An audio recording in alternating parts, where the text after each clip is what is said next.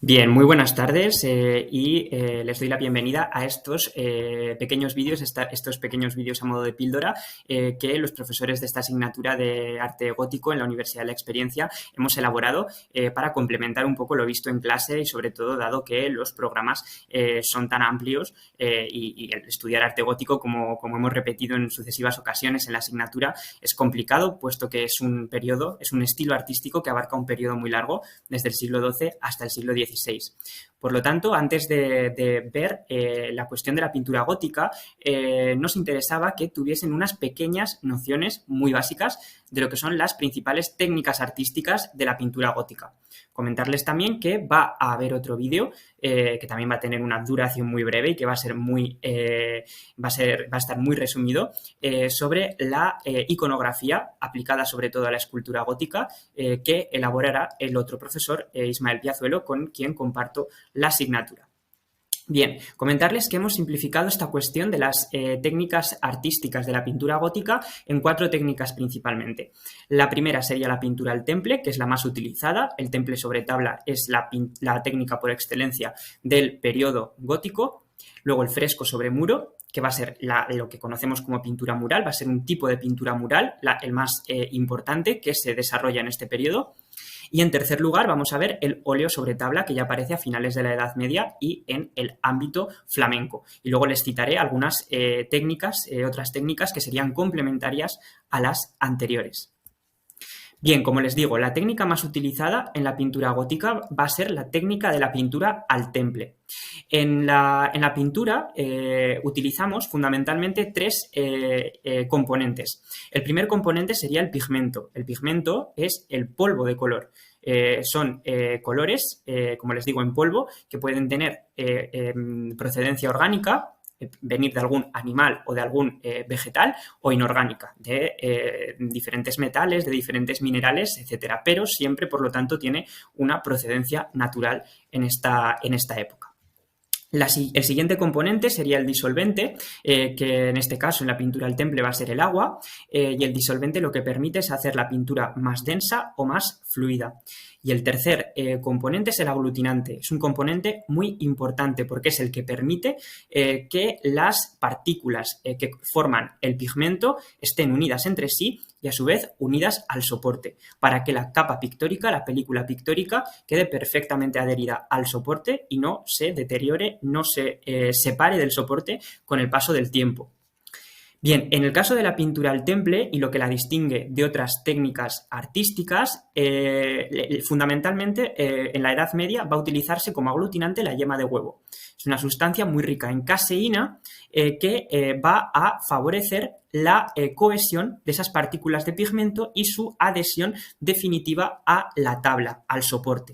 Pero también se utilizaron otras sustancias en la pintura al temple para aglutinante, como sería la cola animal, la goma vegetal o, por ejemplo, también la cera, en las primeras pinturas al temple que se hicieron en la historia. Por supuesto, para que el resultado sea bueno, la tabla tiene que estar bien preparada. Generalmente va a utilizarse una madera que sea en parte porosa para que tenga una cierta capacidad de absorción, y se utiliza la regla del graso sobre magro. Esto quiere decir que las sustancias con las que se prepara la tabla siempre van a ser más magras, van a tener menos grasa que la propia pintura, que como está mezclada con huevos siempre va a ser un poco grasa. Y generalmente el soporte se prepara con yeso, como les he escrito aquí.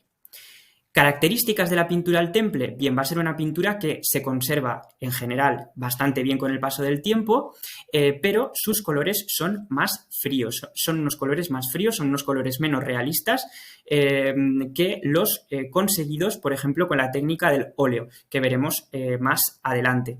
Y además la pintura al temple permite pocas correcciones, puesto que se seca bastante rápido. La pintura al óleo, a diferencia, es una pintura de secado más lento que permite introducir algunas correcciones. Bien, la segunda técnica que queremos explicarles es la técnica del fresco sobre muro. En el fresco sobre muro se prepara el muro primero dando una capa, aquí la tienen representada. Este sería el muro y esta sería la primera capa preparatoria, que es la que llamamos arriccio. Y es una capa de mortero de cal que, como ven, tiene un gran espesor. Sobre esta capa se aplica la sinopia. Aquí tenemos, por ejemplo, la sinopia que es un dibujo con una ligera incisión, porque luego la synovia va a servir de plantilla para aplicar la pintura definitiva. Bien, encima del arriccio se da otra capa preparatoria, que es el intónaco. Es una capa de polvo de mármol, cal apagada y agua, y el pigmento se aplica sobre el intónaco cuando la cal todavía está un poco fresca. Por eso es lo que da nombre a la técnica del fresco. Entonces, cuando el polvo de color se aplica sobre esta capa de intónaco todavía fresca, tiene lugar una reacción química por la cual el pigmento cristaliza y queda unido perfectamente al muro. Esto hace que la técnica del fresco, que es una técnica muy complicada, mucho más complicada que el temple, sea una de las técnicas que mejor conservación tienen. Y realmente cuando vemos un fresco medieval, en muchas ocasiones estamos viendo los colores que tenía originalmente esa pintura. Les he escrito también aquí la cuestión del fresco seco, que sería la aplicación de temple con cola como aglutinante cuando el muro ya está seco. Sería como aplicar una pequeña capa pictórica de pintura al temple con cola cuando el muro ya está seco y que se utiliza a veces para dar algunos detalles sobre el fresco. Y la tercera técnica que queríamos explicarles es la técnica del óleo sobre tabla. Esta técnica, que aparece ya a finales de la Edad Media, aparece en el siglo XV en el ámbito flamenco, revolucionó la pintura. En ella también hay que dar, por supuesto, una capa preparatoria, sobre todo en la pintura flamenca el soporte sigue siendo la tabla, y esta capa preparatoria tiene carbonato de cal terroso, que es lo que llamamos creta, de color blanco, y luego cola animal.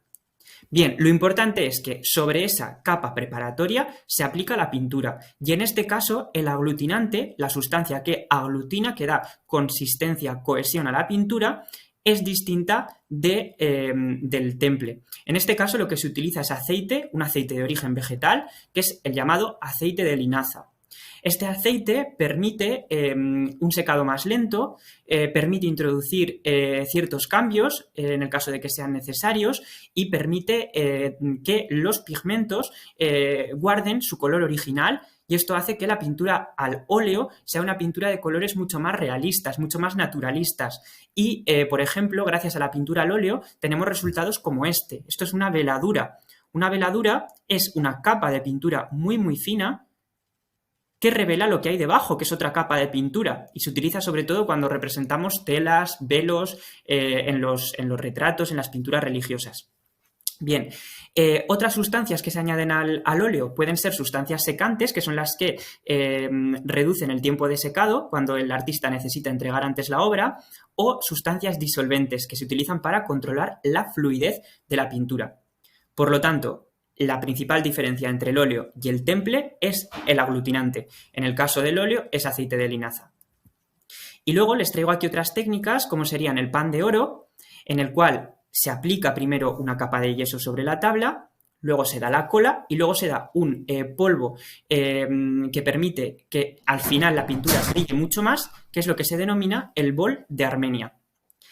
El pastillaje sería otra técnica diferente en la que a la pasta de yeso se le añade una cola, y eso es lo que permite que en la obra finalmente haya un cierto relieve. Y lo vamos a ver en alguna pintura. Y luego finalmente tendríamos el estofado, que es lo que permite este tipo de representación, este tipo de diseño.